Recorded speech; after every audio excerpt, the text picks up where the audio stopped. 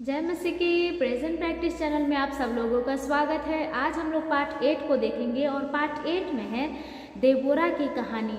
वही देबोरा जो परमेश्वर के तरफ से एक न्यायी थी, जो हम लोग उसके बारे में हम लोग न्यायियों 4 और 5 अध्याय में ही पढ़ सकते हैं। उसके बाद उसका वर्णन नहीं किया गया है। तो हम लोग देबोरा के बारे में देखेंगे कि वो क्या थी, कौन थी और क्यों उसका नाम जो है बाइबल में आया। क्योंकि परमेश्वर की तरफ से वही व्यक्ति का नाम आता है जो परमेश्वर की तरफ से चुना हुआ व्यक्ति होता है। तो यहाँ पे जो स्त्री है एक देबोरा, उसको बाइबल में नाम क्यों आया करके हम लोग देखेंगे।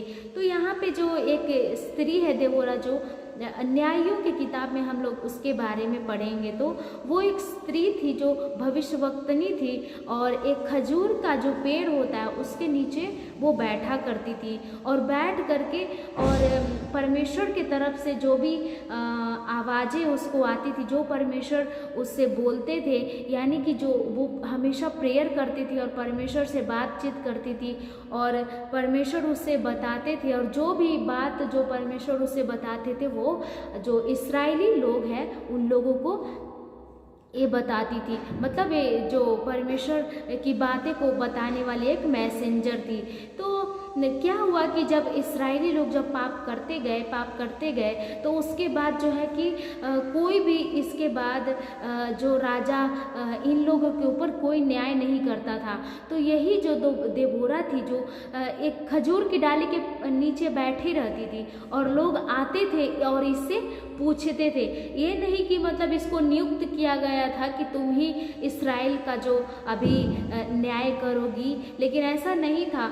लेकिन इसके गुण को देख करके, इसके कैरेक्टर को देख करके और इसके अंदर जो परमेश्वर का निवास है उसको देख करके क्या करता है कि लोग इसके पास आते हैं और पूछते हैं कि आगे हमें क्या करना चाहिए, या फिर इस राज्य के लिए हमको क्या क्या करना चाहिए, कौन सा देश को हमें जाना चाहिए, कौन सा देश को हमें नहीं जाना चाहिए। ये सारी बातें जो है उसके पास आते थे पूछने के लिए। तो हम लोग देबोरा के बारे में निर्गमन 4 में पढ़ेंगे और 5 में तो हम लोगों को बहुत अच्छे से समझ में आ जाएगा कि ये जो देबोरा थी वो कौन थी और परमेश्वर इससे कैसे बातें करते थे।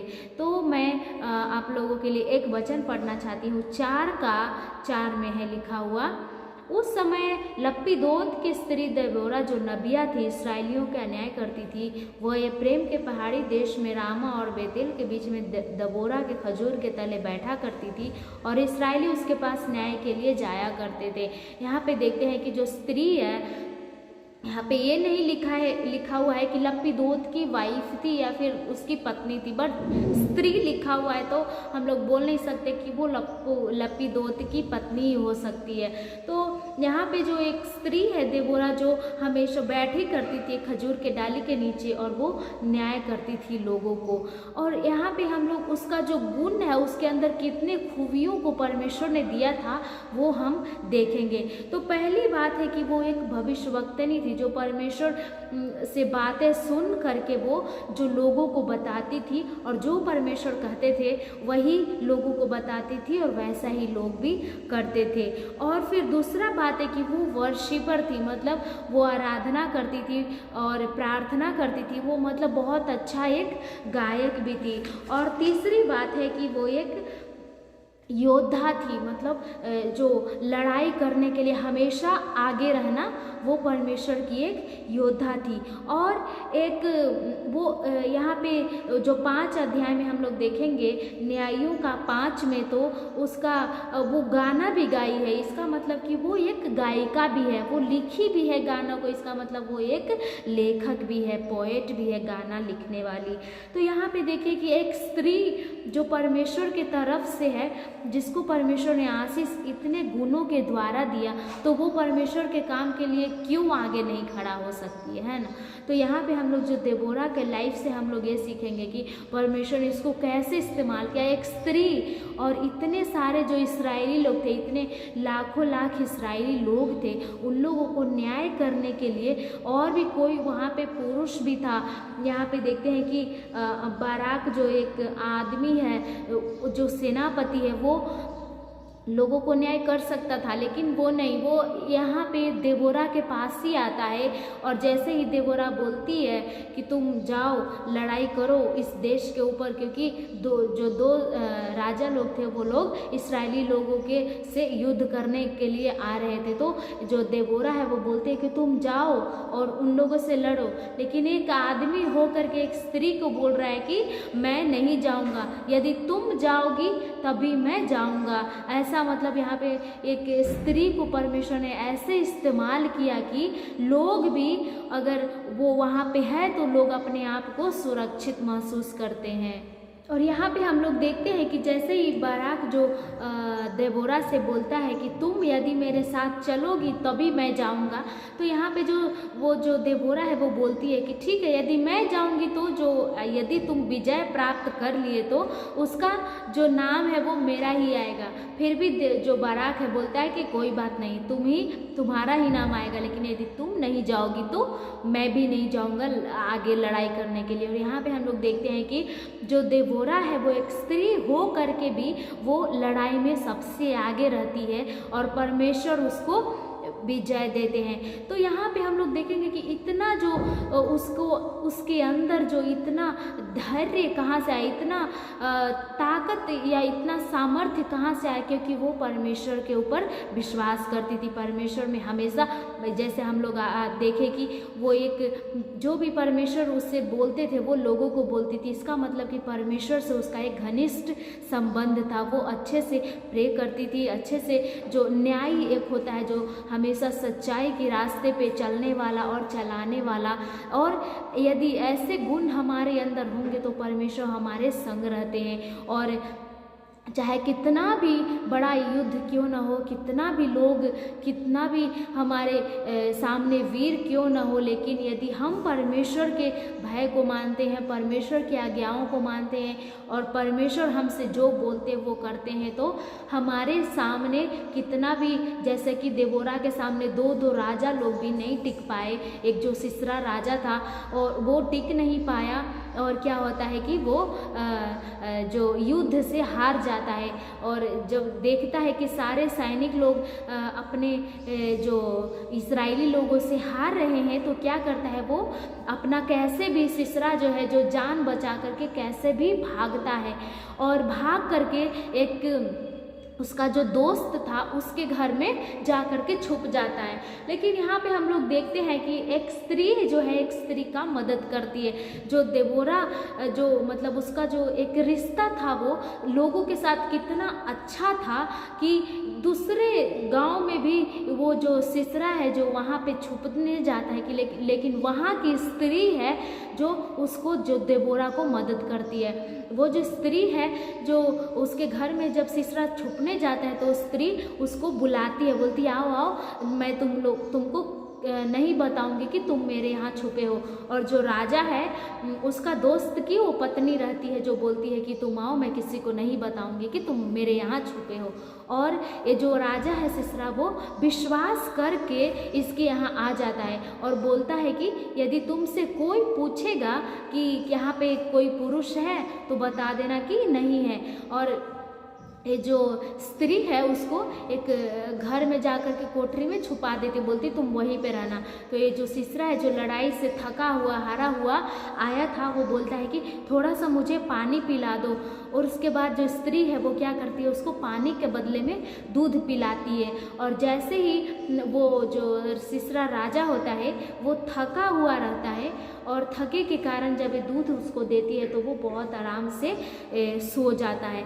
और ये क्या करती है, जो सिसरा का जो दोस्त की पत्नी क्या करती है, उसके घर में एक खूंटी होता है, वो खुटी और हथौड़ा को ले करके आती है। और जैसे जो सिसरा है जो सोया रहता है तो क्या करती है वो उस हथौड़ा और खूंटी से उसके सर में छेद कर देती है और वो वहीं पे मर जाता है। और जैसे ही लोग जो है बाराक और सेनापति और जो भी इस्राएली लोग जो युद्ध करने के लिए गए थे वो लोग आते हैं और पूछते हैं कि यहाँ पे कोई है क्या। तो वो जो स्त्री है, जो सिसरा का दोस्त की जो पत्नी, वो बोलती है कि आओ, जिसको तुम खोज रहे हो वो उसको देखो। और फिर वहाँ पे क्या होता है कि देबोरा लोग उसको लेकर के जाते हैं, फिर वो लोग विजय प्राप्त करते हैं। तो यहाँ पे हम लोग देखते हैं कि एक स्त्री से परमेश्वर ने कैसे एक अपने इस्राएली लोगों को बचाया। तो यहाँ पे हम लोग देबोरा का मीनिंग क्या होता है हम लोग देखेंगे। तो देबोरा का मीनिंग होता है बी। बी मतलब जो हनी होता है, हनी छता, मधुमक्खी का जो छता होता है, तो उसमें एक जो मधुमक्खी बहुत सारा रहता है, लेकिन उसमें एक रानी रहती है जो हमेशा वो अंदर ही बैठे रहती है और अंदर से मतलब वो सारे लोगों को कंट्रोल करके रखती है। वो आराम से अंदर बैठे रहेगी। यदि जहाँ पे मधुमक्खी का जो रानी होती है, एक रानी रहती है और जहाँ पे वो बोलेगी मधुमक्खी लोगों को जाने के लिए वहीं पे जाता है, और जहाँ पे छता लगाने के लिए बोलेगी वहीं पे जाता है। तो ये जो देबोरा का मीनिंग होता है बी।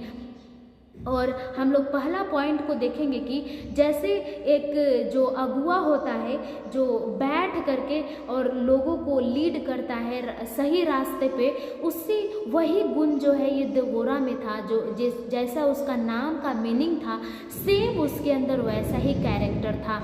जैसे जो एक रानी मधुमक्खी होती है वो अपने लोगों, अपने मधुमक्खियाँ लोगों को जैसे लीड करती है, अच्छे कहाँ पे सेफ है, कौन सा पेड़ पे, कौन सा जगह पे छतें लगाएंगे तो सेफ रहेगा, वैसा ही सेम जो है देबोरा करती थी अपने भीड़ लोगों के साथ, जो भी उसके साथ झुंड में थे इस्राएली लोगों। और दूसरी बात हम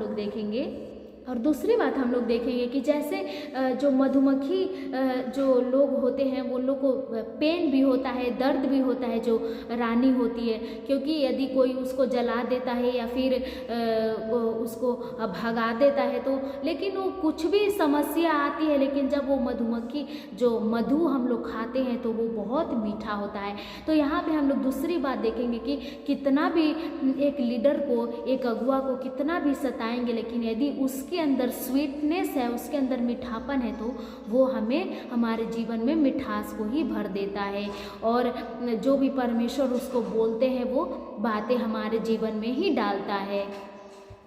और तीसरी बात हम लोग देखेंगे कि जो बी होता है, जो मधुमक्खियाँ की जो रानी होती है, वो जो खाना जो बटोरती है, तो छता वो क्या करती है कि वो अपने लिए तो बटोरती नहीं है, क्योंकि जब छता को वो लोग भर देते हैं तो वो लोग भाग जाते हैं। तो जो एक लीडर होता है वो जो भी काम करता है तो वो अपने बेनिफिट के लिए, अपने लाभदायक के लिए कभी नहीं करता है और हमेशा अपनी प्रजा के लिए, अपने लोगों के लिए, अपने विश्वासियों के लिए ही करता है।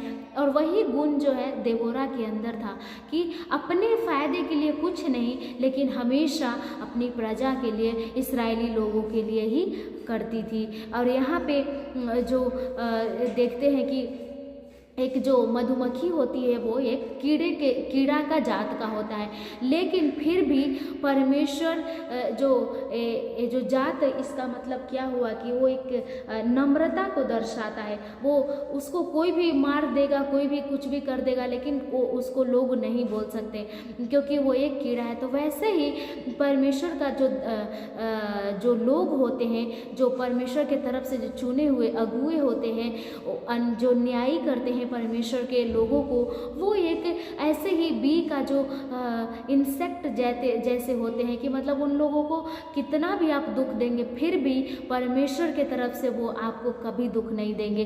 वो खुद दुख सह लेंगे, लेकिन आपको हमारे जिसके ऊपर लोगों को रखे, प्रजा को, कभी वो एक जो अगुआ है वो कभी दुख नहीं देता। और यही गुण जो है जो देबोरा में भी था कि खुद दुख सह ले, लेकिन वो अपनी प्रजा को कभी दुख में नहीं रहने देती थी। और यहाँ पे जो देबोरा के जीवन से हम लोग 3 बातों को सीखते हैं कि वो हमेशा आज्ञाकारी रही, जो भी परमेश्वर उसको बोलते थे वो मानती थी। और हमेशा है कि क्या है कि कभी लोगों को दुख नहीं, मतलब ऐसा होता है कि अभी लड़ाई में जा रहे हैं तो जीतेंगे कि नहीं जीतेंगे, ऐसा कभी वो उत्साहित नहीं करती थी, हमेशा लोगों को करेज करती थी, हमेशा उन लोगों को आगे बढ़ाती थी कि नहीं तुम ये कर सकते हो, ये कर सकते हो, ऐसे करके वो हमेशा लोगों को उत्साहित करती थी। और तीसरी बात की वो हमेशा स्टैंड ट्रू रहती थी, मतलब सच्चाई की बातों पर वो हमेशा चलती थी। और ये तीनों बातें होने के कारण परमेश्वर उसके जीवन में बहुत काम किए और परमेश्वर ने उसके द्वारा इस्राएली लोगों को बचाए और उसके द्वारा सीसरा जैसे राजा से भी, जो इतना बड़ा योद्धा था, इतने बड़े उसके सैनिक लोग थे, इतने सारे सैनिक लोग थे, फिर भी उतने बड़े राजा लोगों को एक स्त्री के द्वारा परमेश्वर ने हार कराया उन लोगों को। तो मेरे दोस्त, यहाँ पे हम लोग यही सीखते हैं कि यदि परमेश्वर की जो ये तीनों बातें, ओबीडियंट, करेज और स्टैंड ट्रू, हम लोग हमेशा रहेंगे तो परमेश्वर की शक्ति हमेशा हमारे साथ रहेगी, परमेश्वर की पवित्र आत्मा हमेशा हमारे साथ रहेगी और जो भी हम काम करेंगे उसमें हम लोग सफलता प्राप्त करेंगे। प्रभु यीशु आपको इस वचन के द्वारा आशीष दे।